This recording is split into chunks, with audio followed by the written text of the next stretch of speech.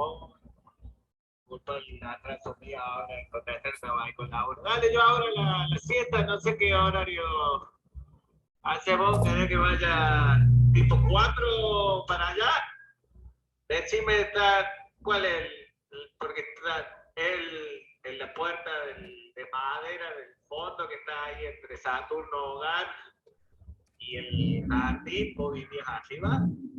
Si no, pásame ahí la altura de la casa y yo voy a las 4, ¿te parece? 3:30, 4, ando por ahí.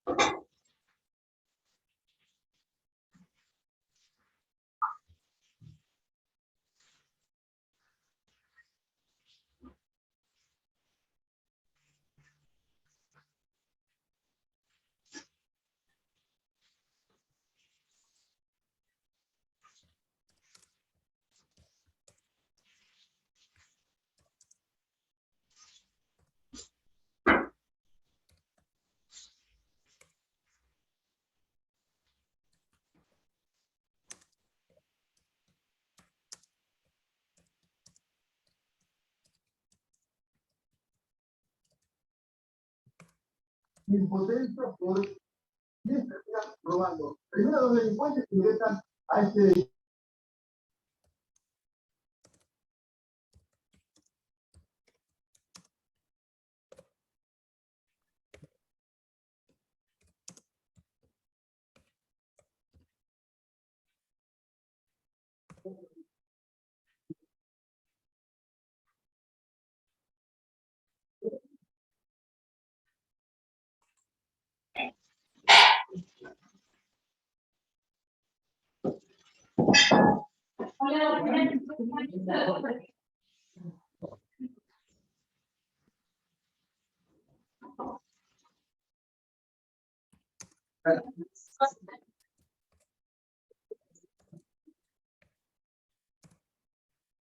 Sí,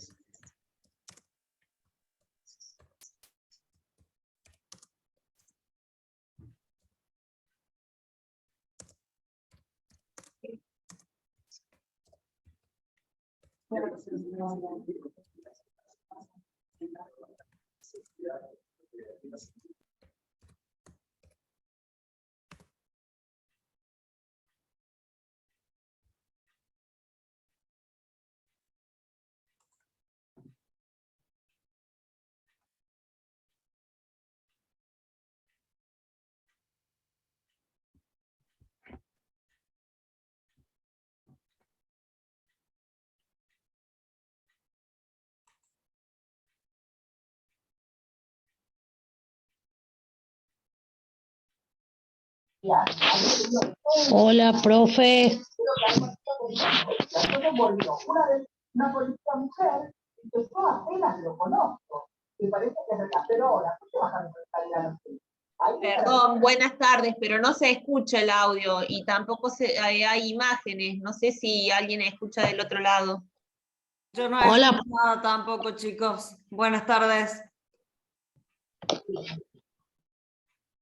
Más que escuchar ruidos nuestros, nada más. No veo otra cosa. Capaz que nos unimos todos y la profesora todavía no. Hola. Sí, chicos, debe ser que la profe está esperando que se unan todos y tipo y 10 arranca. Bien, yo como no soy muy ducha en la virtualidad, como les decía, digo, a lo mejor no estoy viendo el anfitrión, pero no empezó. ¿Qué cantidad somos, perdón? 300 participantes. Hola chicos, ¿cómo están? Yo soy profe de personas jurídicas, estoy ingresando a la conferencia también, debe ser que todavía no está lista, por eso nos mandaron el link para que ingresemos todos, pero esperemos que se presenten, Adriana, ¿cómo estás? Para que se presente la conferencista, ¿sí? Aguarden un momento. Hola, Muchas gracias a todos por participar y bueno, tengan en cuenta que después va a estar la grabación para los que no pudieron estar y se les va a enviar el link. buenas tardes, profe. ¿Cómo estás, Gabriel? Buenas Bien, tardes. bien. ¿Esta Bien. materia también es para concursos y quiebras? Probablemente sí, porque Ah. en el mail que nos compartieron a nosotros es como transversal. Hay varias materias de abogacía que incluyen esta conferencia de género. De Perfecto. transversalidad, Listo. concursos Era y para quiebras, asegurarme. sucesiones. A ver, ya les corroboro. Pero denme un segundito, por A favor. mí me lo enviaron desde obligaciones, como comentó. Ah, sí. Por eso va a haber chicos de diferentes materias. Ah, bien. Chicos, Gracias. estudiantes. De nada. A ver.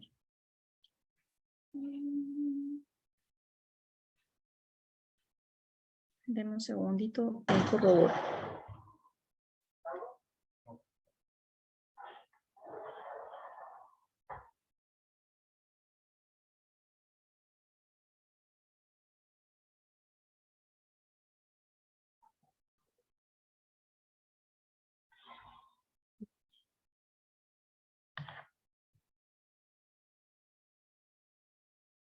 Disculpen, sí, acá estoy corroborando. Transferencia científica. Las cátedras son bases de derecho privado, obligaciones, derecho de familia, sucesiones, personas jurídicas, y yo soy profe de algunas cátedras de aquí, concursos y quiebras. Por lo tanto, hay Perfecto. estudiantes de distintas asignaturas dentro de abogacía. Ya voy a consultar en el grupo, pero supongo que están ultimando los detalles para que se dé la conferencia esta con la profesora Gabriela Eslava. Profesora, ¿le puedo hacer una pregunta? ¿Sí? A nosotros nos han pasado este link de seminario final. Sí, puede ser. Entonces, ustedes, quien se los pasó, se los compartió, es importante, quizá porque impacta a varias materias de distintas carreras. Seminario final de abogacía. Sí, seminario final de abogacía. Perfecto. Aguarda un momento, yo creo que no va a haber inconveniente. Si te pasaron el link es correcto, es para que participes de la conferencia. Muchas gracias. ¿Hay que dar el presente de alguna forma, profesora? Seguramente estén atentos al chat, ahí quizás les piden que esté el presente. Les dan un link y ahí ustedes ingresan los datos si es que se solicita eso. Gracias. Yo me comunico con el grupo acá a ver si ya está todo listo.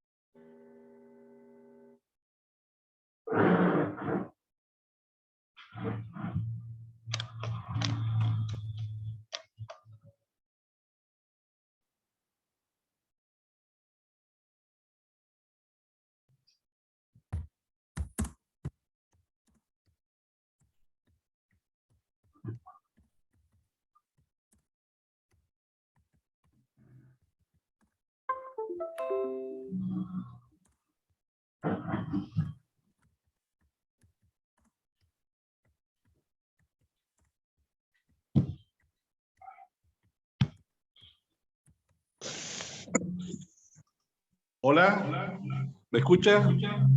Sí, hola, buenos días. Querría saber si la profesora que va a emitir la conferencia es Romina Vitar. Tengo entendido que es la doctora Eslava. ¿Cómo? Es la doctora Eslava. Pasa que nosotros no hemos tenido contacto con la tutora y recién lo hemos tenido ayer. Y nos ha invitado, ¿cómo se llama?, para esta conferencia. Sí, estamos aguardando que comience. Yo estoy consultando aquí en el grupo.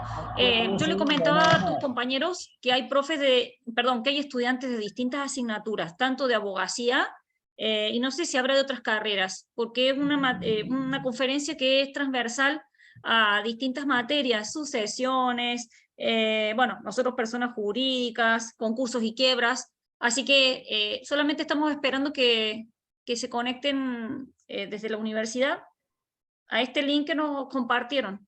Aguarden un momento. Sí.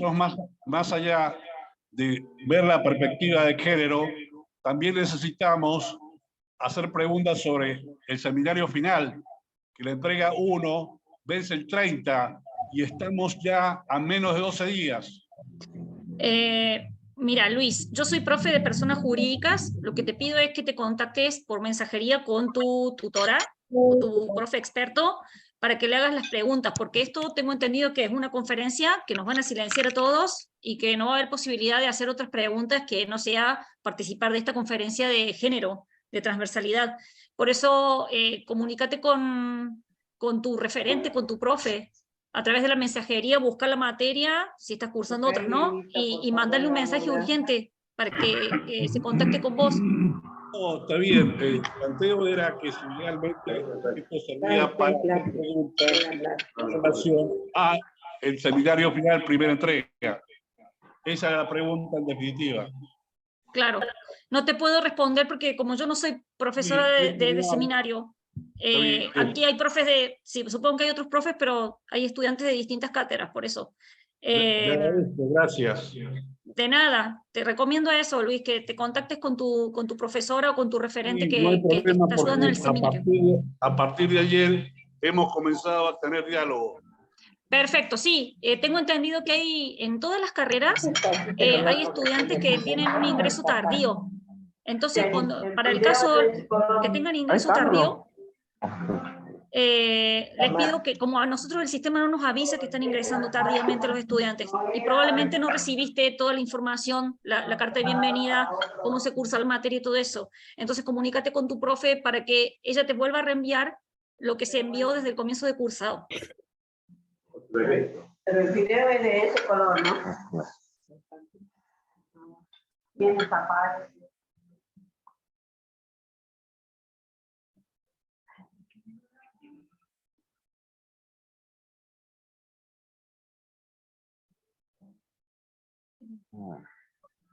Disculpe, doctora, tengo una consulta. Sí. Estoy viendo que todos más o menos tienen la misma consulta en el chat, estoy leyendo, que básicamente a todos nos invitaron a esta conferencia diciendo que era obligatoria y que iban a tratar también temas de los trabajos prácticos respectivos, el número 2, número 1, depende de la materia, y que había que estar porque en los trabajos se iban a tratar cosas de los trabajos prácticos, obligatoriamente teníamos que estar en esta conferencia. Ya que usted es profe, ¿puede explicarnos más o menos en su materia cuál es el caso? Porque me parece que va a ser todo medio lo mismo. Maxi, discúlpame, sí. Mira, acá la titular de cátedra todavía no puede ingresar. Hay muchos profes que están intentando. Bienvenida a todos y a todas a esta actividad de conferencia científica que vamos a realizar en el día de la fecha. Muchos de ustedes son mis alumnos presenciales, ya me conocen, pero para los que no y para los que están conectados virtualmente, que también les damos la bienvenida, mi nombre es Gabriela Eslava, soy profesora de esta casa de estudios de las materias de obligaciones y de derecho de los consumidores y usuarios. Además, soy la directora del proyecto de investigación que vamos a presentar en el día de la fecha. ¿Qué es una actividad de transferencia científica? Lo primero que vamos a explicar es que una actividad de transferencia científica tiene como finalidad unir dos carriles, los dos carriles por los que se trabaja la producción de conocimiento científico en nuestra facultad. Por un lado, el carril académico, todos ustedes transitan por este carril mientras cursan sus materias, y por otro lado, la actividad de investigación, que es donde los equipos que conformamos distintos miembros de esta comunidad académica, de esta comunidad educativa, trabajamos en la producción de conocimiento científico a través de proyectos de investigación. La finalidad de esta actividad es unir esos dos carriles, ¿sí? Bueno, le vamos a dar la bienvenida a nuestra directora, la doctora Paula Alario. Ella nos quiere saludarnos, decirles algo, acá están los virtuales. Hola, ¿cómo les va? Conectados por acá. ¿Cómo están? Bueno, qué hermoso ver el aula llena y un montón de alumnos más conectados aquí. Yo le agrego una tercera pata a lo que dijiste vos, la académica, o sea, el contenido, la investigación y la práctica. Porque la investigación esta que trae la profe al aula para hacer esta actividad tiene que ver con lo que está pasando hoy. O sea, es tan interesante la mirada del género aplicada en el derecho que tiene que ver con lo que está pasando todos los días, ¿sí? Ustedes lo escucharán y lo verán en las noticias y podrán leer bibliografía, pero tiene que ver con lo que pasa hoy, con lo que cuando estén recibidos y ejerciendo van a tener que hacer, ¿sí? Como abogados, como jueces, como fiscales, ¿sí? Aplicar la mirada, o sea, aplicar la justicia, pero con una perspectiva de género, ¿sí? Así que yo les agradezco muchísimo porque es lo que queremos promover. Y para promover eso necesitamos generarlo primero acá en las aulas, para que ustedes después cuando sean abogados y estén ejerciendo, lo tengan presente, lo tienen que poder vivir acá. Así que Gaby, muchas gracias a todos los que están allí del otro lado, y aprovechémoslo porque es realmente un esfuerzo muy grande de la profe y del equipo de investigación, así que gracias. Bueno, muy agradecidos nosotros de tu presencia acá, porque la verdad que para nosotros es súper importante. Bueno, nuestra actividad se llama la transversalidad de género, conceptos básicos desde las teorías de género. Transversalidad de género, ¿por qué? Porque la idea es mostrar cómo la cuestión de género transversaliza, atraviesa todas las áreas del derecho. Ya vamos a trabajar un poquito porque la transversalidad es uno de los principios de género, pero la idea pasa justamente por ese lado. Nosotros en este grupo hemos reunido a distintas materias. Tenemos bases del derecho, tenemos obligaciones, tenemos familia, tenemos sucesiones, tenemos personas jurídicas y también tenemos a concursos y quiebras. Lo que vamos a ver es cómo esta cuestión que venimos a contarles, este proyecto de investigación en el que nosotros trabajamos, impacta en la totalidad de las materias que nos mencionan. La cuestión de género impacta en la totalidad de las áreas del derecho. Nosotros hoy lo hemos enfocado desde este lado. Por eso nuestro taller va a tener dos partes. En primer lugar, les voy a dar yo una cuestión general, dándoles de qué se trata el proyecto y abordando esta cuestión, los aspectos básicos, los conceptos básicos de las teorías de género, y luego vamos a dividirnos en 3 talleres, donde el equipo de investigación les va a presentar a ustedes distintos fallos que tienen que ver con cuestiones o con contenidos de las materias específicamente transversalizadas por este proyecto. Al final de mi conferencia, vamos a compartir los enlaces de Zoom, porque nos vamos a dividir en esos 3 talleres, salvo los que se queden en base y en obligaciones, que vamos a permanecer en esta área, ¿sí? Bueno, pasamos a la filmina siguiente. El nombre del proyecto. El proyecto se llama Tutela Judicial Efectiva de los Derechos de las Mujeres en el ámbito del derecho privado, interseccionalidad y transversalidad en el juzgamiento de casos con perspectiva de género, impacto de la implementación de la ley Micaela, análisis de los tribunales cordobeses en el lapso de los últimos 5 años. Si llega a haber algún comentario de los alumnos virtuales que no escuchan bien o algo, me lo hace saber. Este título, que es muy largo y que es algo que no es correcto, yo siempre lo marco porque es importante, porque la idea es que toda la comunidad educativa participe de estos proyectos educativos. Un proyecto no debe tener más de 20, un título de proyecto no debe tener más de 20 palabras. Bueno, este me quedó muy largo, no importa, sí sirve para que trabajemos, porque en realidad el título del proyecto resume todo lo que nosotros hacemos. Tutela judicial efectiva, porque lo que nosotros son los derechos en casos judiciales concretos. ¿Con qué objetivo? La tutela judicial efectiva de los derechos, que es una de las garantías constitucionales, lo que debemos garantizar a toda persona que se acerque a la jurisdicción. Por favor, que apaguen los micrófonos. De intereses planteados. Interseccionalidad y transversalidad en el juzgamiento de casos, porque son las 2 variables principales que nosotros entendemos que en la materia de género deben trabajarse, tenerse en cuenta como herramientas para lograr el objetivo que se busca a través de la perspectiva de género. Y bueno, lo final del título nos marca el lapso temporal nos marca la materia y el lapso temporal sobre el que vamos a trabajar los últimos 5 años, y los tribunales cordobeses con competencia en derecho privado. ¿Por qué análisis de las capacitaciones dadas en el marco de la ley Micaela? No sé si ustedes saben que la ley Micaela, ¿ustedes saben quién fue Micaela García? Bueno, Micaela García fue una joven asesinada, y a partir de ella, fue víctima de un femicidio, y a partir de ella se dictó una ley que obliga que todos los organismos del Estado, transversalidad, poder ejecutivo, legislativo y judicial, se capacite en materia de género, que también luego es direccionado también a las educativas, y por eso también es una cuestión fundamental en nuestra formación académica.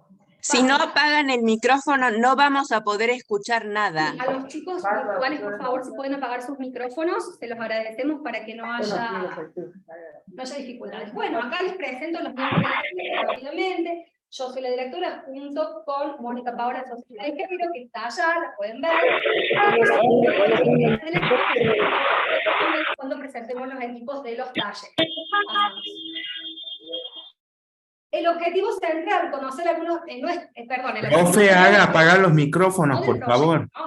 Conocer algunos conceptos básicos de la perspectiva de género en la práctica profesional de la abogacía. Ya les dije lo que era la transversalización del derecho en todos sus ámbitos profesionales. Yo en realidad les estaba explicando que la transversalización implica que la perspectiva de género impacta en todas las áreas del derecho, pero también impacta en todas las áreas profesionales, ¿sí?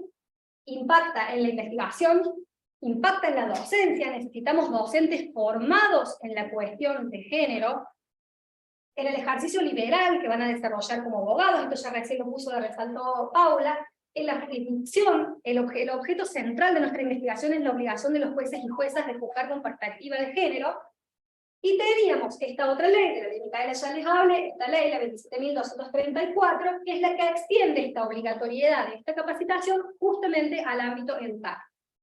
Pásenos.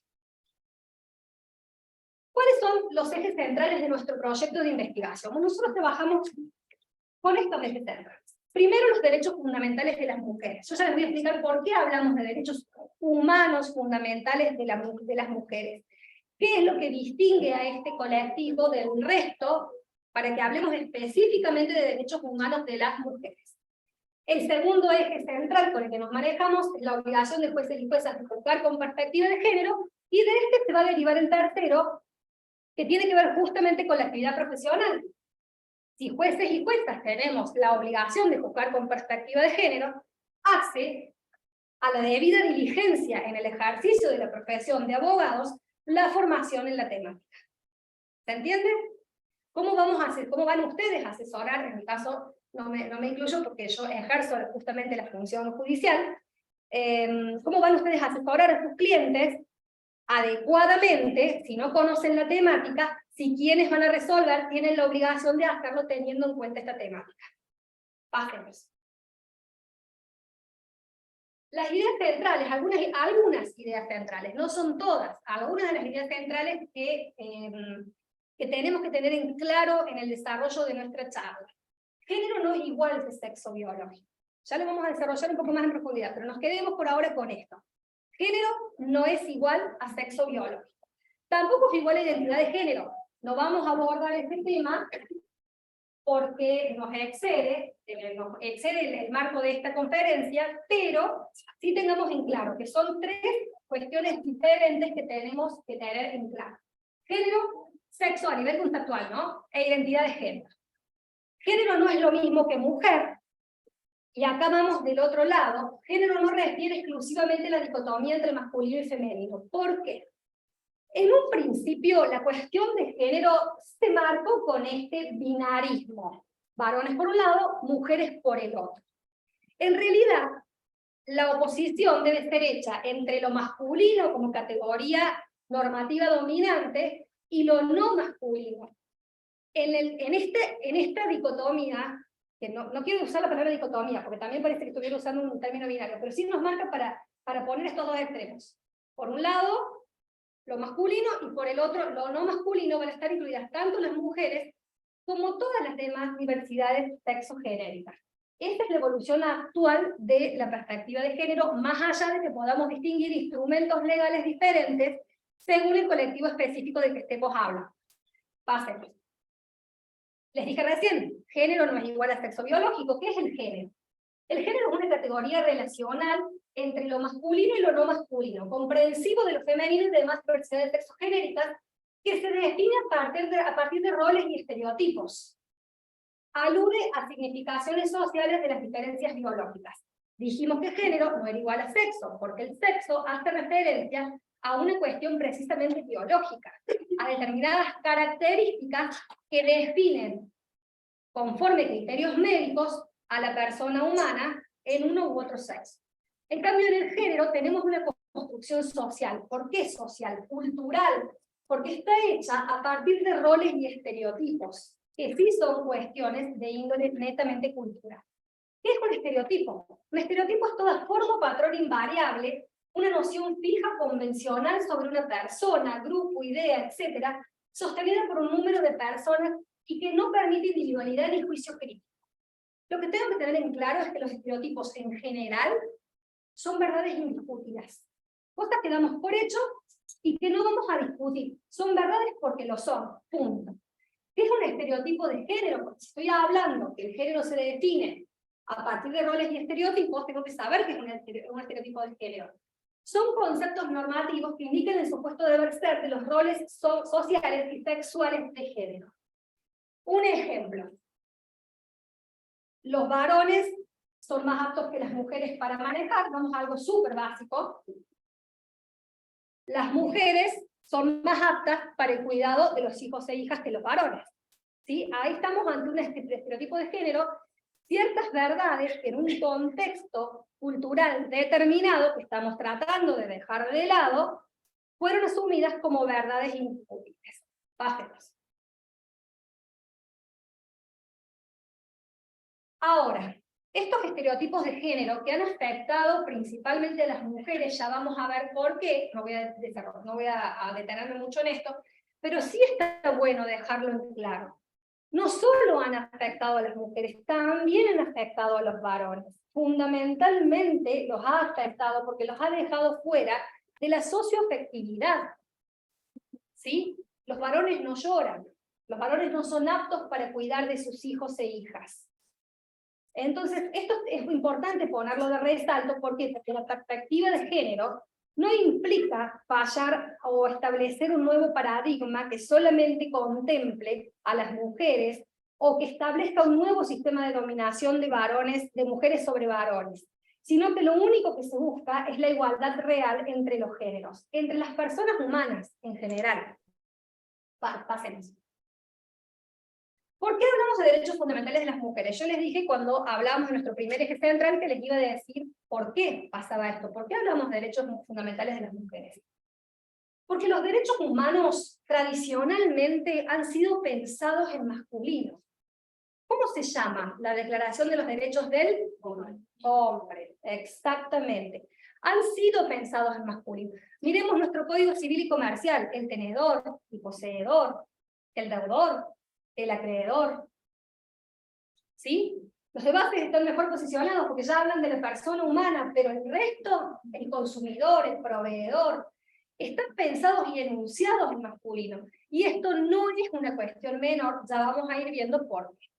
Entonces, tengo una enunciación neutra que reconoce los mismos derechos a todas las personas, pero solo en apariencia. ¿Por qué? Porque los defensores de la concepción tradicional van a decir, pero los derechos del hombre nos engloba a todos, a varones, a mujeres, es una forma de decir. Vamos a ver que no es tan así, que no es solamente una forma de decir. Este criterio es un criterio de igualdad formal, ¿sí? Porque en lo formal pareciera que se le van a asignar los mismos derechos a varones y a mujeres, pero vamos a ver que después no es tan así y ahí vamos a ir distinguiendo distintos criterios de igualdad y de discriminación. Mujeres y varones, entonces, son invisibilizados como categorías diferentes. Mujeres, varones y otras diversidades son invisibilizados como categorías diferentes bajo esta apariencia de tratamiento neutro. Esto trae como consecuencia una discriminación y una naturalización Naturalizamos que esto ocurra así, de esta manera. No nos lo cuestionamos. El paradigma que recepta todo esto es el paradigma androcéntrico. ¿Qué significa andro? Hombre. Y céntrico, centro. Entonces es un paradigma que va a tener al andros, al varón, pero que no van a ser todos los varones, como sujeto preponderante hegemónico. Esto se trasunta en la cultura del patriarcado. ¿Por qué? Porque este andros preponderante, además es el patriarca. El patriarcado implica un sistema de dominación de varones por sobre las mujeres y los hijos, las personas menores de edad. Y por eso lo tomamos como conceptos equivalentes, paradigma androcéntrico o patriarcados. Yo les dije que no eran todos los varones, es el andros griego, es el varón que es adulto, por eso es el patriarca, porque puede haber varones menores de edad, hijos que no van a entrar dentro de este concepto. Es blanco, es rico, es el dueño, el propietario, ¿sí? Y es el padre de familia. La otra característica son los estereotipos sexuales. Recién vimos más o menos el concepto de estereotipos de género, que van a definir estos roles en los que se va a construir en cada uno de los géneros, y que tiene también una derivación directa en una división del trabajo. ¿Por qué? Porque para el patriarcado se distinguen fundamentalmente el lugar de producción y el lugar de reproducción. ¿A quién creen ustedes que les toca el lugar de producción? Al varón. ¿Y a quién el lugar de reproducción? La mujer. Y esto a su vez tiene que ver con otra cosa, lo público y lo privado, porque aquel que produce sale por afuera de su casa, trabaja afuera de su casa, y voy a hacer mucho hincapié en esto, y por eso le pagan un sueldo, obtiene una ganancia monetaria que es considerada el producto de su trabajo. Mientras que el lugar de lo privado está reservado a la mujer, que tiene que trabajar como en el cuidado de los hijos, en el cuidado del hogar, en el cuidado de los demás miembros de la familia que necesitan de un cuidado especial. Y este trabajo, primero, no fue históricamente reconocido como trabajo. ¿Por qué? Porque no tiene una remuneración, ¿sí? Entonces, todo un tema, el valor económico de las tareas de cuidado y el reconocimiento de la categoría de trabajo a estas labores. Fíjense qué diferencia, y ya les voy a ir mostrando a medida que avancemos cómo esto repercute en las demás cuestiones, en este concepto de igualdad formal del que hemos estado hablando. Pásenlo. ¿Cómo protegemos los derechos de las mujeres? ¿Cómo damos vuelta a este paradigma androcéntrico del patriarcado? A través de la instauración de un nuevo paradigma. ¿Sí? ¿Qué es un nuevo paradigma? Un paradigma es una concepción que rige todo, ¿sí? Entonces tenemos que hacer un cambio muy profundo, que tiene que empezar al revés. Tiene que empezar por las estructuras individuales, por cada uno de nosotros. Lo que se busca establecer con los enfoques de género es el paradigma de la igualdad real. Que no me hable ya de un concepto de igualdad formal, sino que me hable de un concepto de igualdad material, ¿sí? Además de la igualdad formal, necesitamos que todas las personas accedan por igual al ejercicio de los derechos. Si yo digo que varones y mujeres pueden ocupar los puestos de trabajo por igual, pero a la mujer, dentro de una pareja donde los dos salen a trabajar, es la mujer la que sigue, por ejemplo, sosteniendo las tareas de cuidado y de limpieza del hogar, ¿las oportunidades de acceso son las mismas? ¿El tiempo para salir a trabajar afuera es el mismo? ¿El tiempo para formarse es el mismo? No. Lo que se procura con esto es establecer un sistema de corresponsabilidad familiar, donde estas tareas se distribuyan por igual, o quizás no, pero que sea producto de una conversación, y podrá ser indistinto, podrán distribuirse los roles de cuidado con mayor incidencia en la mujer o con mayor incidencia en el varón, no importa. Lo importante es dar la igualdad de posibilidad de oportunidades, y además de eso, de que sea una libre elección real por parte de los dos miembros de la pareja. Nos invita a hacer un proceso de deconstrucción de derechos, hablamos de deconstruir, no de cambiar. Utilicemos lo que ya está, no eliminemos la igualdad formal, pero hagamos que esa igualdad formal trasunte también en los hechos, en la práctica, y que coincida con una igualdad material. Entonces yo ya les dije que género es una categoría relacional entre lo masculino y lo no masculino, que se define a partir de roles y estereotipos, para lo que nos sirven todos estos conceptos de los que hemos estado hablando. Pásenlos. ¿Por qué debemos capacitarnos en género? Rápidamente, porque hay compromisos internacionales asumidos, que surgen de normativa internacional que nos rige, operativa.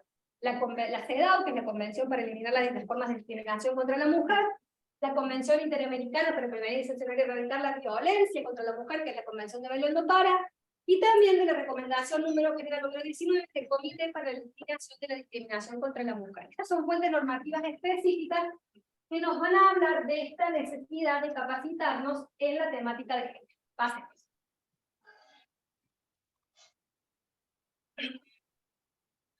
¿Cuáles son nuestras dos fuentes legales primordiales? Bueno, dos grandes sistemas, ¿sí? El Sistema Universal de Derechos Humanos y el Sistema Interamericano de Derechos Humanos.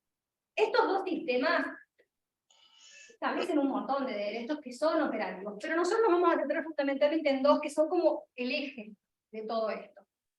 El derecho a la igualdad, que se trasunta en un principio de no discriminación, que está abordado principalmente en la CEDAW, y el derecho a vivir una vida libre de violencia, ¿sí? A la no violencia, que está abordado a nuestro nivel del sistema interamericano en la Convención de Belém do Pará. Hacemos. La CEDAW nos da dos conceptos que para mí son centrales y me parecía muy importante marcárselos a ustedes. Las formas de discriminación. Nos va a decir que hay una discriminación directa cuando haya un trato diferente fundado explícitamente en las diferencias de sexo y género. Los varones pueden votar, las mujeres no pueden votar. Y me estoy yendo a un ejemplo bastante viejo ya, pero que me parece que es bien claro. Indirecta. Cuando una ley, una política, un programa, una práctica parece ser neutra, por cuanto se le refiere tanto a los hombres como a las mujeres, pero en la práctica tiene un efecto discriminatorio contra la mujer, porque las desigualdades preexistentes no se han tenido en cuenta en la medida aparente. Recién analizamos un caso. Si yo digo que tanto varones como mujeres pueden trabajar por igual fuera del hogar, pero nucleo la totalidad de las tareas de cuidado en la mujer, las tareas de cuidado de trabajo, de limpieza y etcétera, entonces, en definitiva, estoy ante un sistema de discriminación indirecta, porque no le estoy dando la posibilidad a la mujer, no le estoy dando igualdad de oportunidades para que salga a ejercer su derecho en condiciones de igualdad al varón. ¿Se entiende? Pasen. Distinguir no es lo mismo que discriminar, ¿sí? Lo que no podemos hacer es discriminar, sí podemos hacer distinciones. Cuando yo distingo, utilizo estos criterios: razonabilidad, proporcionalidad, y están claros los objetivos de la distinción. ¿Sí? Ténganlo bien en cuenta. Razonabilidad, proporcionalidad y claridad de objetivos. Mientras que cuando yo discrimino, se utilizan criterios de aparente distinción, sin razón suficiente, de manera desproporcionada, y con criterios subjetivos o aparentemente objetivos, que dan como resultado una cosa específica: la exclusión, la restricción o el establecimiento de algunos privilegios en el ejercicio de ciertos derechos. ¿Sí? Pasemos. Herramientas para corregir la discriminación en base al género. Y bueno, acciones positivas por un lado, que les explico lo que son las acciones positivas, y sobre todo para quienes estén cursando la cátedra de sociedades, sobre todo en los alumnos virtuales. No sé si hay aquí presente alguno. Las acciones positivas tienen restricción constitucional y habla de establecer a través de una determinada práctica, generalmente establecida por ley, algún criterio de discriminación inverso, llamémoslo así, a favor de las mujeres. Por ejemplo, cuando tenemos una ley de cupo. Esto que parecería ser una cuestión, una práctica discriminatoria, y que en algún punto lo es, pero es llamada acción positiva. ¿Por qué? Porque lo que hace es tratar de establecer de manera compulsiva un mecanismo que permita dar la igualdad de oportunidades. Porque yo puedo decir en lo formal que varones y mujeres tienen las mismas posibilidades, y no, a lo mejor si no establezco una norma que lo fije así de manera obligatoria, en la práctica va a seguir dándose de la misma manera. Entonces a esto es a lo que apuntan las acciones positivas, y que es una cuestión que yo creo que a la que creo que va a estar orientada la pregunta puntual que van a tener que responder los alumnos de persona jurídica en la actividad que tiene que ver con el desarrollo del mundo. El gender mainstreaming o la transversalidad de género, que más o menos ya se los expliqué, es esta forma como la cuestión de género atraviesa todas las áreas del derecho y atraviesa todos los sectores sociales, todas las actividades, todas las materias del derecho, y la interseccionalidad. Este es mi concepto favorito. La coordinadora del área de investigación de derecho siempre dice que cuando hablamos de interseccionalidad, inmediatamente piensa en mí, porque yo lo uso siempre. Para que lo entiendan, básicamente, hay un video de una... A ver si... Bueno, ahora pasemos. Vale. Ya creo que están desarrolladas cada una, los vemos rápidamente, pero para no decir cosas. Acá está. Vuelvo para atrás, ya les voy a explicar lo que es la interseccionalidad. Acciones positivas, entonces, son medidas estatales tendientes a desmantelar la situación que coloca a un grupo en situación de sometimiento, otorgando a miembros de ese grupo algún tipo de trato preferencial. Por ejemplo, las leyes de cupo, que es el ejemplo que les puse, les dije que tenía restricción constitucional en el 75, inciso 23, que establece lo que está transcrito ahí, y en la CEDAW, en el artículo 4, párrafo primero, que dice: la adopción por los estados partes de medidas especiales de carácter temporal se considerará discriminación encaminada a generar la igualdad de facto, la igualdad real, de hecho, entre el hombre y la mujer en la forma definida en la presente convención, pero de ningún modo entrañará como consecuencia el mantenimiento de normas desiguales o separadas. Estas medidas estarán cuando se hayan alcanzado los objetivos de igualdad, de oportunidad y trato. Entonces, ¿qué es lo central de acá? Que es una medida de acción positiva, que yo se los expliqué, y que además son transitorias. La idea es que sean transitorias, que una vez que se haya logrado la igualdad de trato, deben cesar, deben quedar sin efecto. Fácil. El gender mainstreaming es la obligación de los estados de incluir las políticas de género en todas las áreas, ya se los expliqué, implica valorar las implicaciones que tiene para hombres y mujeres cualquier acción gubernamental planificada. Es una materia pendiente. ¿Hasta qué punto, por ejemplo, en el dictado de una ley se le pasa por un tamiz de género? Debería ser algo que transversalice todas las cuestiones. Yo, por ejemplo, hace poquito hice un trabajo analizando en el código proyectado de consumidores y usuarios. En el título se puso "y consumidoras", pero y en el resto no, seguimos trabajando igual, seguimos hablando de consumidor, de proveedor, se las menciona a las mujeres en el momento de hablar de la hipervulnerabilidad, pero bueno, en algún punto, en todo proceso legislativo o en todo proceso jurisdiccional, debe producirse este traspaso por este tamiz de género, debemos ponernos los lentes de género.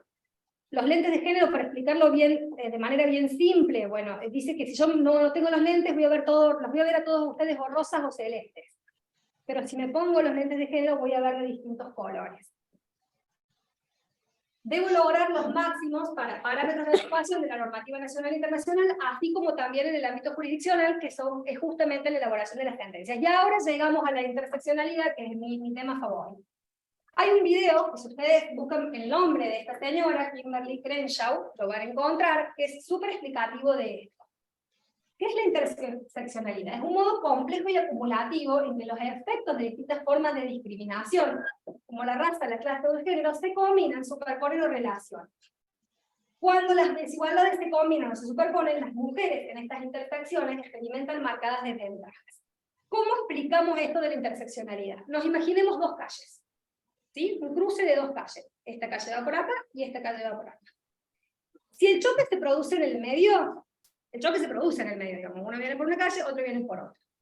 Si yo solamente me posiciono en las desigualdades que transitan por una de las calles y no tengo en cuenta las provocadas que transitan por la otra calle, no voy a estar haciendo un abordaje integral del conflicto.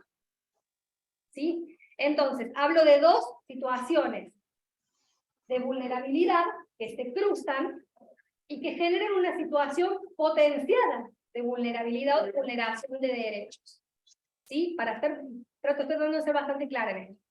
Kimberly Crenshaw nos pone el ejemplo de una mujer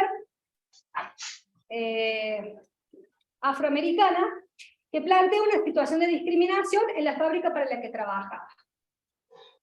Pero la discriminación corría por dos carriles, corría por el lado del género y corría por el lado también de la raza. ¿Sí? Porque si veíamos, si en las mujeres si en la empresa había contratadas mujeres, sí había mujeres contratadas.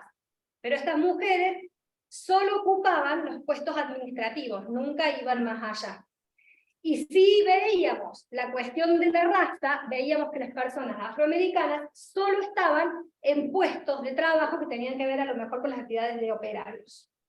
Entonces, solo considerando ambos carriles de discriminación se podía llegar a un abordaje real del conflicto. ¿Sí? ¿Se entiende cómo funciona el concepto? Para mí es un concepto súper interesante que tiene que ser aplicado a la totalidad de los análisis, ¿no? Porque las personas humanas son una integralidad. No se van a definir por una sola categoría en general, por lo menos. Pasen. Es una herramienta analítica, diferencias que marcan la diferencia. ¿Qué pasa con la interseccionalidad entonces? Solo percibo el aspecto más inmediato de la discriminación. O miro que la están discriminando por ser mujer, o miro que la están discriminando por ser afroamericana. O miro las dos cosas juntas. Mientras que la estructura que coloca a las mujeres en una posición para recibir tal subordinación permanece oculta. Como resultado de la discriminación podría verse o como sexista, ¿sí? O como racista. Son dos estructuras de fondo. Dos desigualdades estructurales de fondo. Acá tenemos mencionado cuáles son los instrumentos del Sistema Universal de Derechos Humanos, no los voy a mencionar, pasemos. ¿Y qué es la perspectiva de género? La perspectiva de género, entonces, es un enfoque teórico de análisis que facilita repensar las construcciones sociales y culturales de la distribución del poder entre mujeres y hombres. Repensar cómo en discusión cuestiono los estereotipos de género. No los acepto como verdades indiscutibles. Que afectan de manera directa o indirecta las formas de relacionarse de las personas en todos los ámbitos y que han derivado en discriminación, falta de equidad, poco acceso a oportunidades y al desarrollo, así como poco conocimiento de los derechos. Esta es una definición que me parece importante traer a la colación porque nos marca estos puntos, pero vamos a ver varias definiciones de esto a lo largo de esta exposición. ¿Cómo vamos con el tiempo? ¿Qué hora es? 2:10. Ah, perfecto, tenemos hasta las 2:30. ¿Cómo aplicamos perspectiva de género? 3 ideas. Ya les dije que los jueces y juezas, falta ahí, juezas, tienen la obligación de juzgar con perspectiva de género. En consecuencia, la formación en perspectiva de género y su consideración en la praxis hace la debida diligencia en el ejercicio profesional del abogado. Recuerden, la normativa, tanto internacional como nacional en la materia, es de orden público. Está referida a derechos humanos fundamentales de las personas humanas.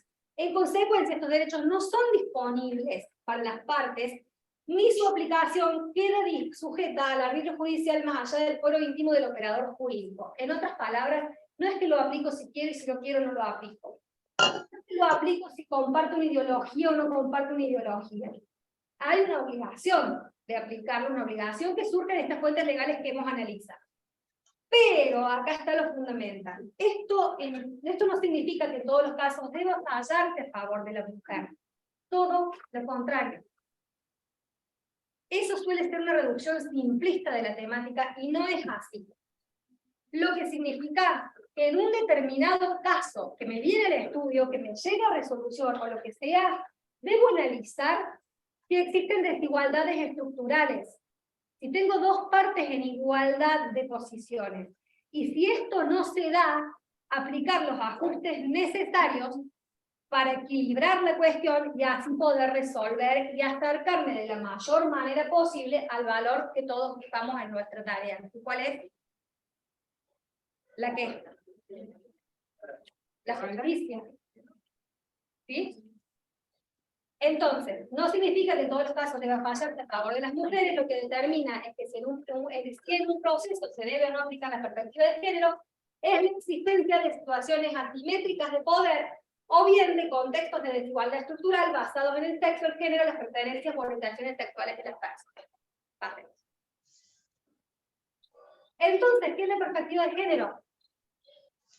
Me pongo los lentes, repensar, deconstruir los derechos de las mujeres en funcionamiento, es ver cómo lo llevo a lo cotidiano, a la práctica,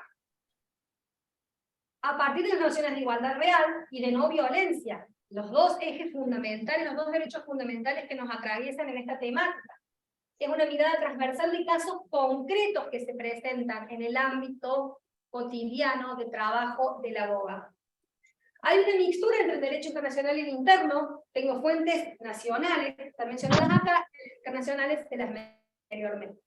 La Constitución Nacional, la Ley de Protección contra la Violencia Familiar, la Ley Nacional de Protección Integral de las Mujeres, la de los derechos de los niños, niñas y adolescentes, la de matrimonio igualitario, la de igualdad de la identidad de género, y por ejemplo, son menciones, ¿no? Esto no agota para nada en la nómina. Y la ley que establece el femicidio como un tipo penal. El femicidio como expresión máxima de la violencia contra la mujer por su condición de mujer. Y acá un ejemplito práctico que tiene que ver con uno de los primeros fallos en los que yo abordé profundísimamente la cuestión. Este caso, lo que planteaba era una mujer que se presenta a la justicia pidiendo que se liquide el patrimonio construido durante el lapso de una unión convivencial de muchos años. ¿Sí? ¿Qué dije yo ahí? Es aquí donde cabe destinar nuevamente un párrafo especial a la conducta procesal desplegada por el demandado, quien ha centrado su estrategia defensiva en sostener y demostrar que la señora B nunca aportó porque nunca trabajó. Textual del expediente. Esta visión tradicional androcéntrica que denota la invisibilización de los aportes económicos de la mujer ocupada del cuidado del hogar y de los hijos, relegada al ámbito privado, en el seno del hogar, adentro, eso es el ámbito privado, ¿sí? Adentro de la casa, bajo el mismo techo, se ve claramente reflejada en todas y cada una de sus presentaciones, las presentaciones del señor, ¿no? Por ejemplo, en la contestación de demanda, donde niega totalmente que su compañera haya efectuado algún tipo de aporte, dice textualmente: nunca tuvo gran interés en trabajar y generar ingresos en nuestra relación, nunca quiso trabajar, es una vaga nuestra dice. ¿Sí? Cabe reiterar hasta el hartazgo. El cuidado del hogar, el cuidado de los hijos, cocinar, lavar ropa, planchar, lavar los platos, tender la cama, limpiar el piso, hacer los baños, ir al almacén, al supermercado, comprarle comida, ayudar a nuestros hijos en las tareas, asistir a las reuniones del colegio, etc., es trabajo, tiene un valor económico. Afortunadamente en nuestro derecho, nosotros tenemos una norma que así lo dice. La normativa de familia. Acá se estaba aplicando una cuestión que tramitaba en el fuero civil y comercial. ¿Sí? Porque no es solamente para definir la cuota alimentaria donde va a regir esta norma, es en todos los ámbitos. El trabajo del hogar es trabajo. Y esto de mencionar tareas puntuales fue adrede, porque necesito visibilizar estas cuestiones. ¿Sí? Necesitamos todos visibilizar estas cuestiones. Pásenlo. Esta mirada descalificadora hacia quien ha sido la compañera de vida y la madre de su hijo, la estoy descalificando, es una vaga. Su señoría es una vaga.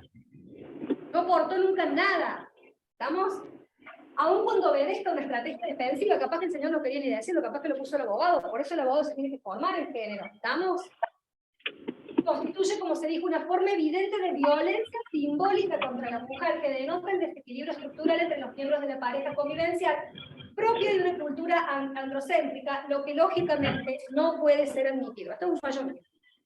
No se desconoce en este punto, como ya se señaló, la existencia de jurisprudencia contraria a la postura que sostengo. A ver, yo había buscado fallos, que decían que si un señor se dedicaba a cuidar el hogar, había que considerarlo como que había trabajado como si fuera, por ejemplo, el portero de un edificio. Mientras que si la señora trabajaba cuidando el hogar, no, esto es amor materno.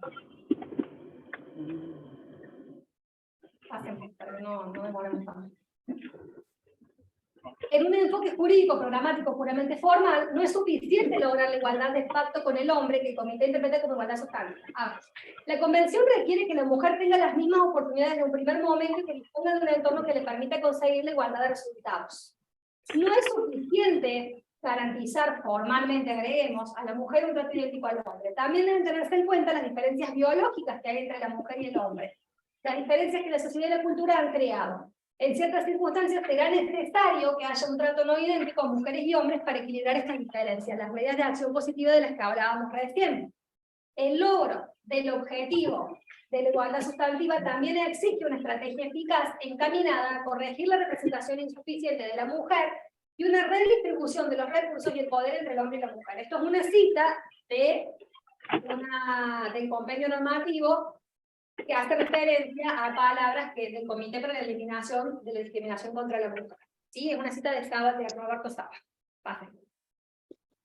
¿Vieron cómo en un caso determinado se aplicó la perspectiva de género? ¿Qué pasa? En las uniones convivenciales, que eran anteriores a nuestro Código Civil, no quiero abordar el tema en profundidad, pero sí vamos a decir esto. A ver, una de las formas más habituales de pedir la liquidación de ese patrimonio es a través de la forma de la sociedad de hecho. Formalmente la ley dice que los socios masculinos deben probar la realización de aportes. Pero si yo como aporte... Jorge Bulacio, ¿podés apagar tu micrófono, por favor? No se escucha nada. El sueldo que cobró el señor mientras pudo trabajar afuera y no el trabajo de la señora en el hogar, mientras estaba cuidando al hijo de ambos, la igualdad de oportunidades no son las mismas. En definitiva, estoy teniendo una práctica de discriminación indirecta, porque estoy diciendo los dos tienen los mismos derechos a aportar, pero vos vas a tener tiempo y vos no. ¿Se entiende? Bueno. Algunos datos de una guía práctica para juzgar con perspectiva de género de la Oficina de la Mujer de Córdoba. La Oficina de la Mujer de Córdoba funciona en el ámbito del Poder Judicial, todos pueden acceder, incluso también pueden acceder por la página web. Nos habla de distinguir de estas cuestiones: el proceso argumentativo, determinar los hechos, interpretar la prueba, establecer cuál es el derecho aplicable, la argumentación y la reparación del daño. Estos van a ser los 4 estadios fundamentales. Pasen. En el proceso argumentativo, la determinación de los hechos, perdón, me hace que preste atención a estas cuestiones. ¿Cuál es el contexto en el que se desarrollaron los hechos? Un contexto de una unión convivencial. Ya tengo que empezar a abrir los ojos. ¿Sí? Profe. ¿En qué momento se desarrollaron estos hechos? Profe. ¿Cuál es la mirada de nuestra sociedad en ese tiempo? ¿Cuáles eran los roles atribuidos a varones y mujeres en ese tiempo? Tengo que ver si alguna de las personas se encuentran en situación de pobreza, marginación, vulnerabilidad, discriminación basada en preferencia o orientación sexual. Discúlpeme, profe, profesora. Métrica de poder. Si hubo denuncias de violencia, por ejemplo, es un elemento, pero determinante. Profesora, discúlpeme que la interrumpa. Y nos pongamos los lentes de género no significa que vayamos a formar una preconcepción. Profe, discúlpeme que la interrumpe. Profe, discúlpeme que la interrumpa. En virtud de las llamadas categorías sospechosas. Categorías sospechosas. Mujeres, niños, consumidores, niños y niñas, consumidores y usuarios. Apague el micrófono. Personas con discapacidad. Ancianos. Si esa persona pertenece a un grupo históricamente desventajado, si hay características de una doble discriminación, y además de ser mujeres discapacitadas. Pasen. Por ejemplo, si solicita empleo siendo lesbiana y estando embarazada. Vemos ahí 2 cuestiones también que se mezclan. Bueno, y vamos desarrollando más o menos la determinación de los hechos. Este sí me parece importante, si el comportamiento que se espera de las personas involucradas obedece a estereotipos o unas manifestaciones del sexismo, lo que yo les dije recién. Sí, bueno, a ver, vos no trabajaste, pero en realidad está bien, yo no te... A ver, otra forma de decirlo hubiera sido decir, no, vos no podías salir a trabajar porque tenías que cuidar a nuestro hijo. ¿Sí? Si la relación esperada de la víctima cambiaría si se suplantara, por ejemplo, por un varón o una persona heterosexual. Esto funciona. Yo invierto, lo que les dije recién. Si el señor trabajaba en las tareas del hogar, lo considero como alguien que trabajaba como portero de un edificio. Pero si la que trabajaba en las cuestiones del hogar es la mujer, y no, es amor materno. Hacemos.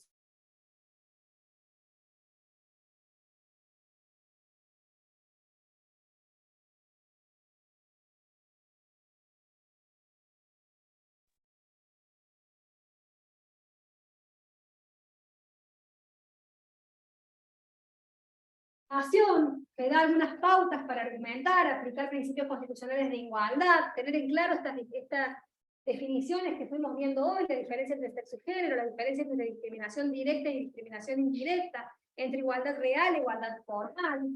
Pasemos. Vale, vuélvete uno, Maricos.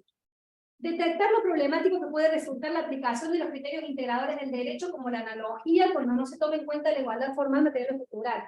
Este tipo de herramientas se vuelven sumamente peligrosas cuando estoy tratando de juzgar con perspectiva de género, ¿sí? La analogía, esto que dije recién, la analogía entre el señor que trabaja en la casa como un señor que tiene un trabajo remunerado como portero de un edificio, o buscar situaciones análogas, no lo vamos a desarrollar.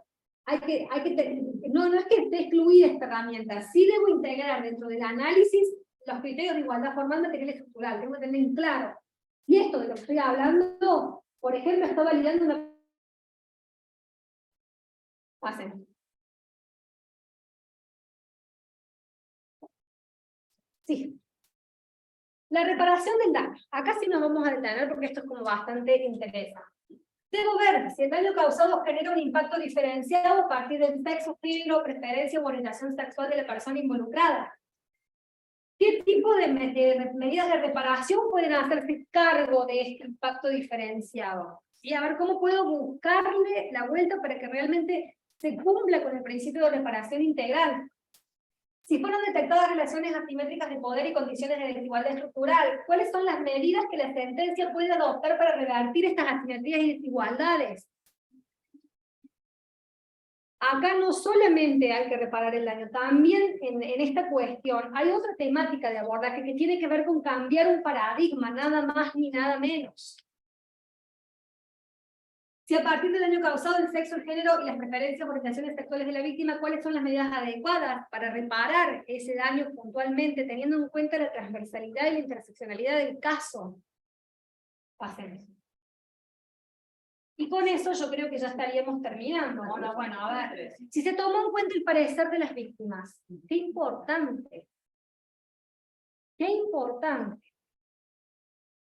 ¿La llamo a una nueva audiencia a esta señora que ha sido víctima de violencia o la estoy revictimizando? ¿Ella quiere? ¿Cuál es su intención con respecto a esto? ¿Quiere que se haga pública esta cuestión o no quiere que se haga pública? Ver, realmente no apropiarse del conflicto, tener en cuenta el parecer de la víctima. ¿Cuál fue el impacto del daño en los roles y responsabilidades familiares, laborales y comunitarios de la víctima? Veamos si era la persona dedicada exclusivamente al cuidado. Cuando se reclama por ese accidente de tránsito donde esa persona falleció, ¿cómo impactó en el grupo familiar en esta cuestión?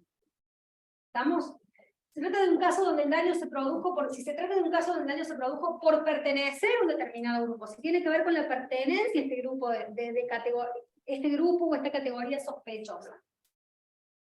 Y si la reparación se hace cargo de todos los daños detectados, el principio de reparación integral. Y con esto creo que más o menos está el panorama general que yo quería darles. El lenguaje claro, aplicar la perspectiva de género a un caso bajo análisis es, a partir del reconocimiento de que las mujeres han sido históricamente discriminadas, discriminación histórica, sistema de dominación que validaba al varón por encima de la mujer, a lo masculino, al andros griego por encima del resto de las personas humanas, a lo no masculino.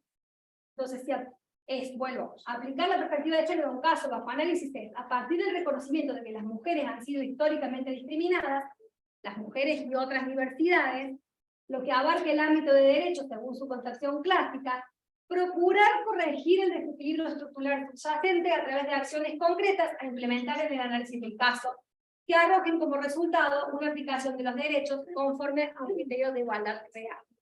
Mirar el caso, ver si existen situaciones de desigualdad estructural, si en la construcción conflictual está basada en la distribución de roles estereotipados de conducta, aplicar los mecanismos de corrección para que estas desigualdades, este desequilibrio desaparezca, y en definitiva, lograr resolver o abordar el caso con criterios de igualdad real. Eso sería todo, así que muchas gracias.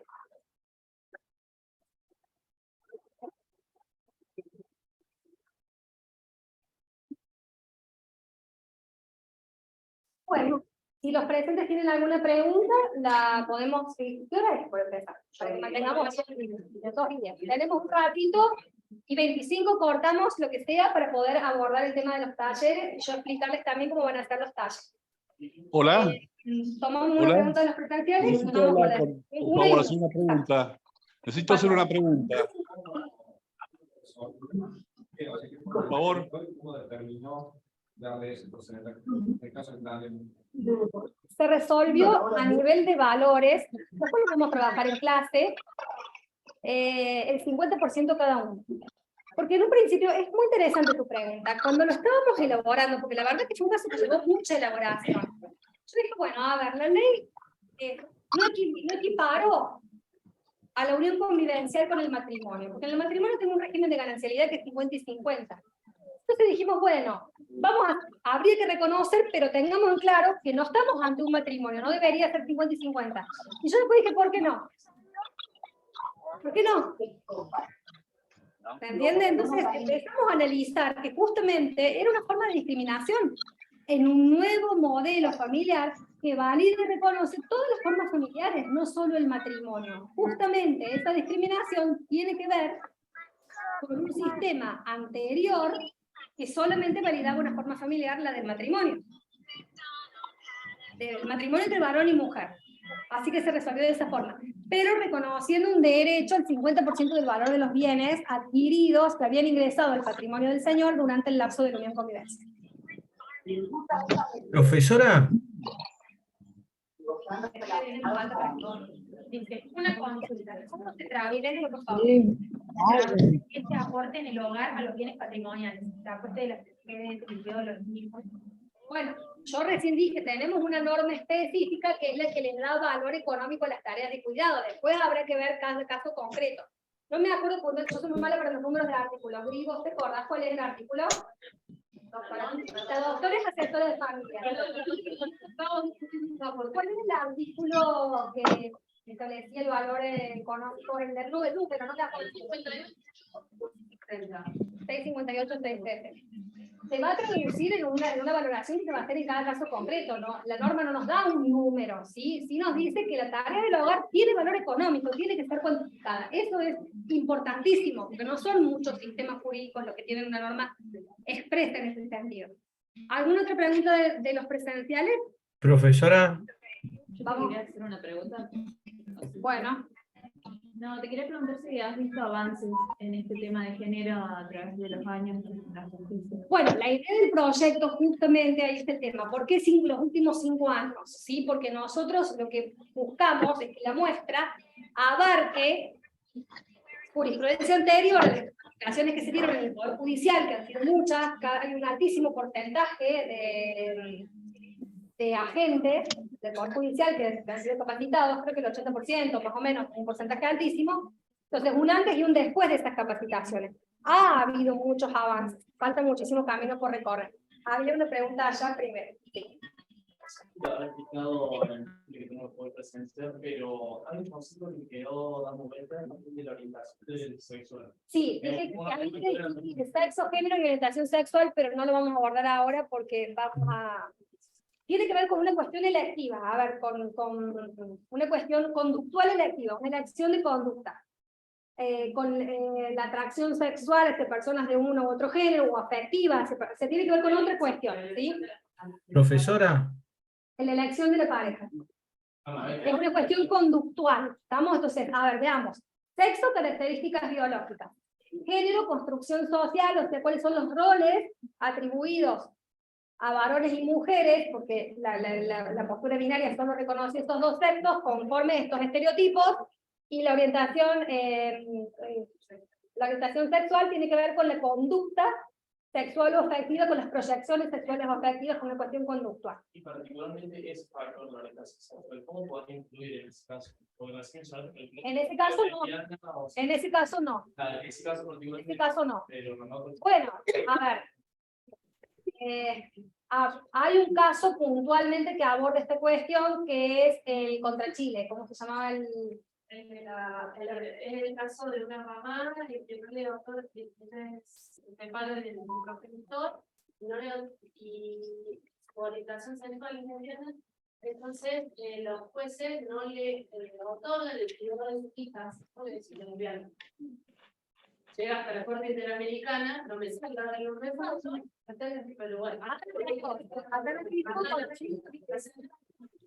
Es parte de la elección de un pareja a otra mujer. Entonces decían que no correspondía el modelo de familia, verán en ese momento a Chile, ¿no? En Chile una sociedad encerrada, no es de hace muchos años. No, no es tan viejo el caso. Entonces, apela, y llega hasta la Corte Interamericana, y bueno, con la Corte hasta condena al Estado chileno a adaptarse a los nuevos modelos de familia y tener perspectiva en los discursos sexuales. Fíjense, por ejemplo, como hasta no hace tanto tiempo, un poco antes del Código Civil Comercial, teníamos una norma que decía que los hijos de menores de 5 años, hijos e hijas de 5 años, había una preferencia de que quedaran bajo el cuidado de la madre. Pero en ese caso, donde esa señora era lesbiana, por orientación sexual, digamos, tenía una orientación sexual diferente, no estamos diciendo si nada, ni cómo se no, nada. Hablando de una cuestión que tiene que ver con la orientación sexual. En ese caso, esta preferencia no se aplicaba. Afortunadamente, hace mucho tiempo que nosotros ya no tenemos esa norma, y hoy en día, papá y mamá, progenitor varón, varones y mujeres estamos en igualdad de condiciones. Sí, me dio curiosidad porque no sé si demandante alegaba que... No, ese tema no se planteó la orientación sexual en el caso que yo puse. Profesora.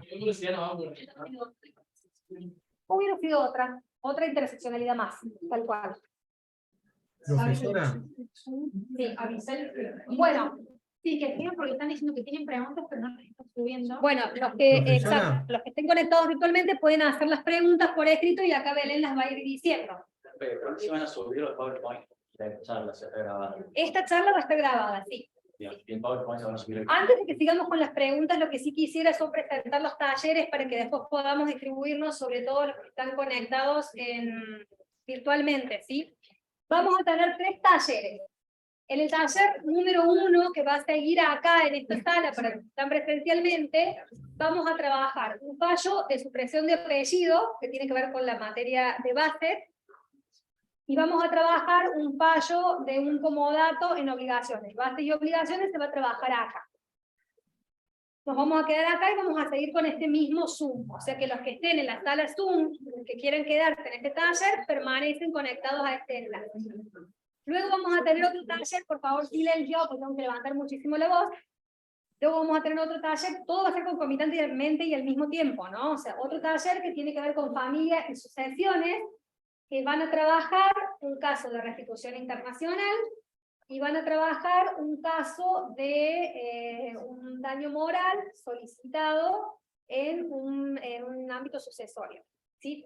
Y después tenemos un tercer taller que va a trabajar va a transversalizar las materias de persona jurídica y de concursos y quiebras, que van a trabajar una remoción de administrador en una sociedad comercial y una fundación. ¿Es así? Bueno, ahora Agustín va a compartir los 2 enlaces de estos 2 últimos casos, ¿no? O sea, de estos 2 últimos talleres, el de familia y sucesiones y el de base, que nos vamos a distribuir en áreas diferentes. Claro. Que comparto yo mis sociedades. No, porque ya se los pasé un día. Bien. Bueno, ¿hay alguna pregunta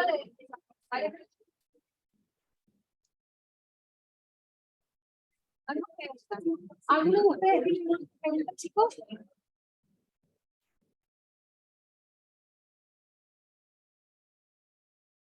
Hola, sí, soy Antequera. Luis, necesito hacer una pregunta.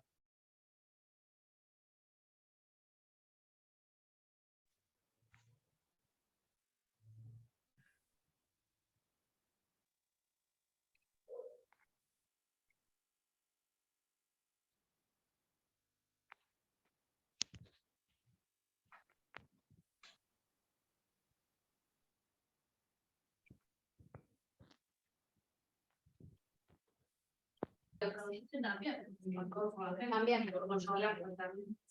Exacto. Bueno, ¿alguna otra pregunta? Sí, yo querría hacer una pregunta, si van a dejar cómo acceder al PowerPoint. Bueno, chicos, entonces, Hola. obligaciones y bases se quedan acá. Ya voy a dar paso a los investigadores que van a presentar estos dos fallos. Sí les quiero presentar a los investigadores que van a hacer los otros fallos. ¿Sí? Quieren pasar los equipos de, para que también los vean los virtuales, quieren pasar los equipos de familia y sucesiones. Hola.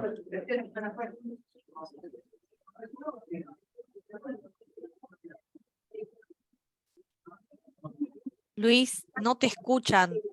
No te escuchan, tenés que escribir en el chat o resignarte. Ya lo escribí en el chat, pero es bueno, yo he sido capacitado por la ley de Micaela acá en la provincia de Mendoza, fue obligatorio para todos, inclusive para las empresas privadas, y necesito el PowerPoint para refrescar conceptos.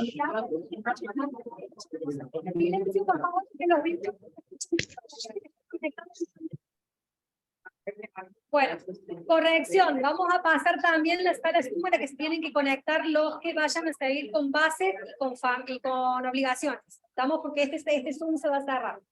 Bueno, en el equipo de familia y sucesiones están acá la doctora Griselda Evio, la doctora Mariana Álvarez y la doctora Romina Vitar, que se nos acaba de escapar.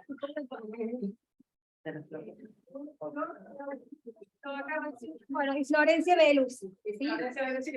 ¿Quieren promocionar sus talleres o van a ir directamente? Bueno, nosotros vamos a hablar de restitución internacional. Es un caso muy particular, que está transversalizado, así que estaría bueno que lo conversemos. Son casos muy aislados, que no pasan todo el tiempo, así que está bueno, tiene mucho condimento. Mucho condimento. Pochoclero, diría una amiga. Sí, para el que quiere podemos iniciar el caso y mandártelo para que lo lea, tiene 180 carillas. El fallo. Tenemos hecho un resumen así de lindo. Hermoso. Bueno, yo voy a promocionar mi fallo, es mucho más corto. Creo que ya tengo la audiencia conmigo. No, quería fundamentalmente invitar a los alumnos del seminario, porque los alumnos del seminario no está transversalizada, digamos, oficialmente, ¿sí? Pero yo he invitado a mis alumnos del seminario porque es muy interesante, porque en el seminario final nosotros, digamos, uno de los ejes temáticos que abordamos es juzgar con perspectiva de género. Entonces es muy importante que aprendamos a desmenuzar los casos jurisprudenciales, que aprendamos a clasificar de alguna manera, saber cuáles nos van a servir y cuáles no. Entonces, a los alumnos del seminario los invito a que vengan al taller. Vamos a hacer una pequeña síntesis de cómo abordarlo con perspectiva de género y para tratar de encontrar el problema de investigación, que ya sabrán de lo que estamos hablando si están en el seminario. La doctora Belusi, la otra integrante presente del equipo de MAT. Florencia Belusi y Matías Paredes, el resto de los integrantes del equipo de sucesiones. Cada uno de los dos, más o menos brevemente, cuente de qué se trata el fallo para promocionar el caso. El taller. No, el caso no, el taller.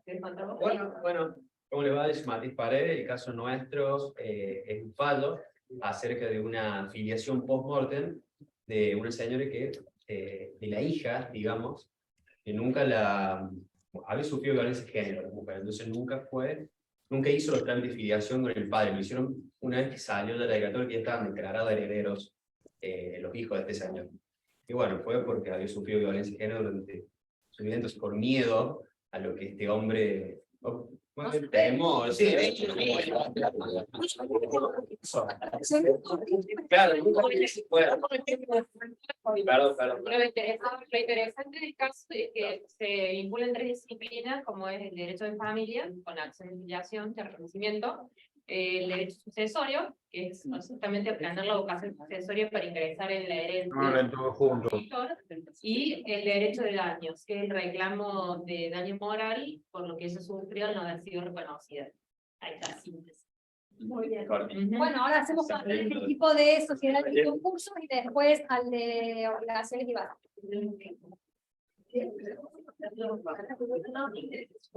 Chicos, rápido porque se nos va a hacer el Zoom. Perdón, los que quieran que los presenten, chicos, silencio. Por favor, silencio.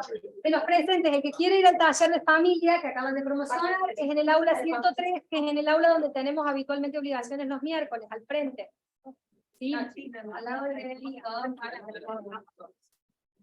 Bueno, el grupo de sociedades está integrado por la doctora Paola Sosa, codirectora del equipo de investigación junto conmigo, la doctora Nadia Villegas y la doctora Bárbara Eslava.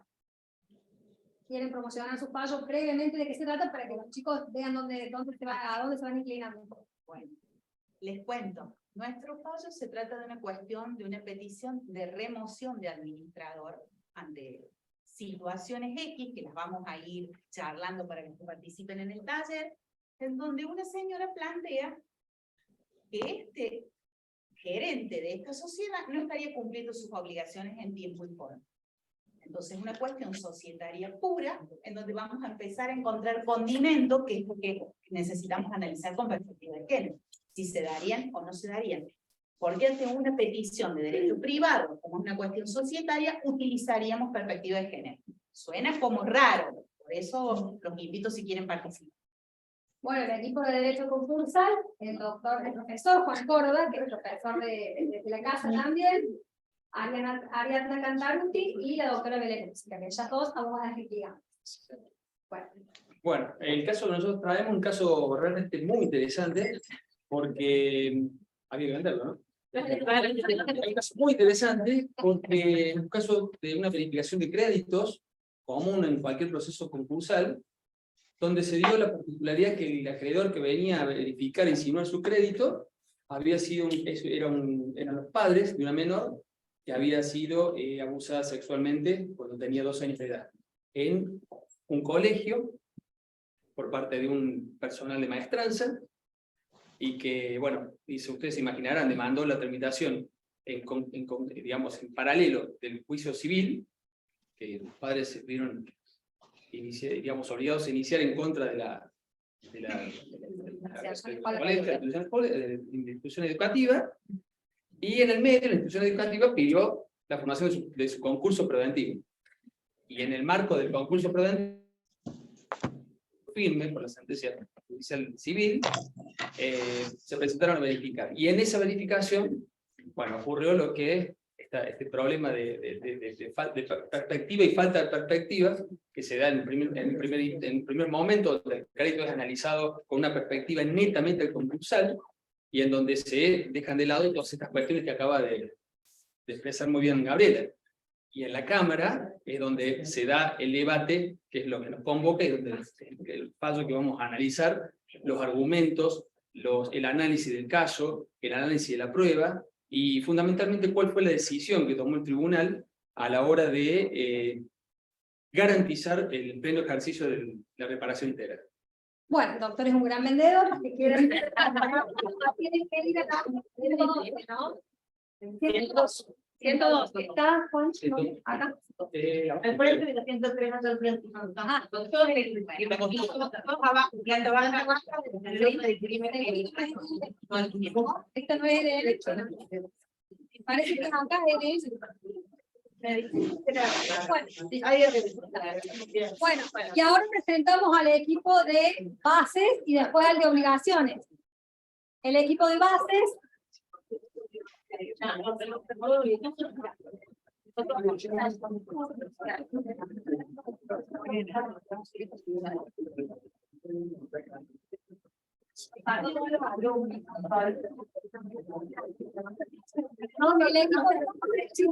silencio, por favor. El equipo de bases está liderado por la doctora Miriam Méndez, profesora de la casa, Melania Paredes, que es estudiante de abogacía, Emma Dilente, que es corredora inmobiliaria, y la doctora Débora, abogada. ¿Pero porque se fue? Débora Quevedo, abogada, que también es adscrita de nuestra facultad. ¿Sí? Cuenten más o menos de qué se trata el caso de ustedes. Y el nuestro, como siempre, obviamente que es el mejor, los alumnos míos ya saben. Vamos a aplicar privado 1 con perspectiva de género. Vamos a ver, cuando veíamos los atributos de la persona y veíamos el nombre, uno de esos atributos, la importancia, la función que él mismo tiene, cómo se protege mirada esa protección con perspectiva de género. Muy interesante y muy práctico aparte. Te muestra un caso de micromachismo, en el cual, por medio de los insultos que se dan sexistas, es un tipo de violencia contra la mujer y contra el género. Las consecuencias que con eso.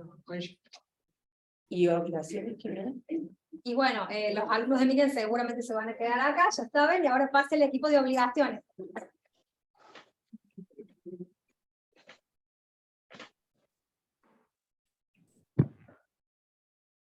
Bueno, el equipo de obligaciones está liderado por Agustín Sarmiento, investigador de nuestro grupo, la doctora María Belén Choto Berizo, que es docente de obligaciones, y 2 alumnos, así que esto es importante, alumnos de nuestra carrera, que es importantísimo para que ustedes vean que pueden incorporarse y que es interesante participar en estas cuestiones, que son Ignacio Romero y Trinidad Rodríguez Carlos. ¿Quieren contar de qué se trata? Bueno, en nuestro caso se trata de un préstamo de uso de un inmueble, se llama como dote contrato, por el cual una pareja, el novio le presta a la mujer el inmueble para que fabrique torta y la venda, y aparentemente venció el contrato, siguieron juntos, siguieron realizando actividades comerciales, hasta que un día el novio le pide a la pareja que restituya el inmueble bajo percibimiento y cobro de una cláusula penal. Entonces vamos a ver cómo de obligaciones y perspectiva de género se resolvió el caso. Bueno, también se quedan acá. Es el más interesante de todo. Y es más cortito que estar en parte. Trini está convenciendo a sus compañeros. Se queda. Se queda, no se queda. Bueno, para todos compartidos ya los links. Salvo Salvo las obligaciones. Para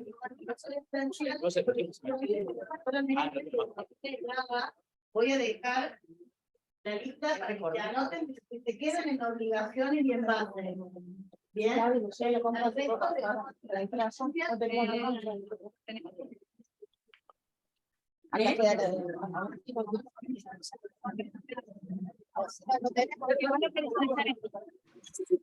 ahí ya no quedó nadie.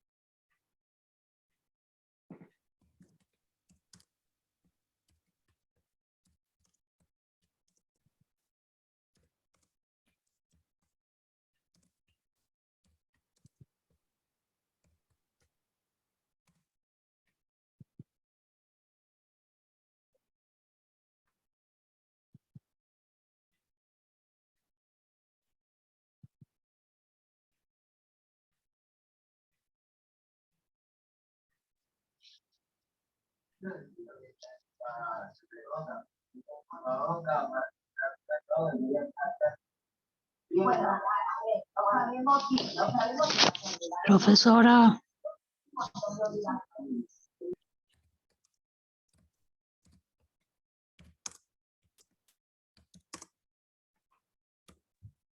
¿Por qué nos abandonan?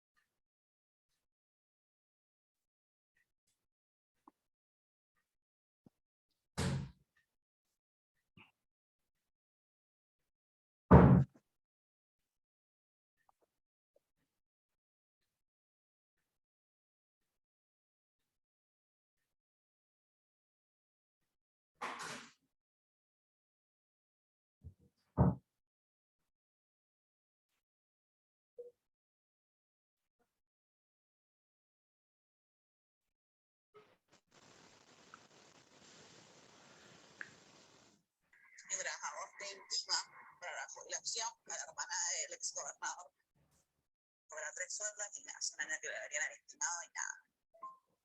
Obvio, chequeé estas cosas, pero la realidad es que la gente tira para su rancho y nada más que para su rancho. No les importa nada y después te hablan de meritocracia.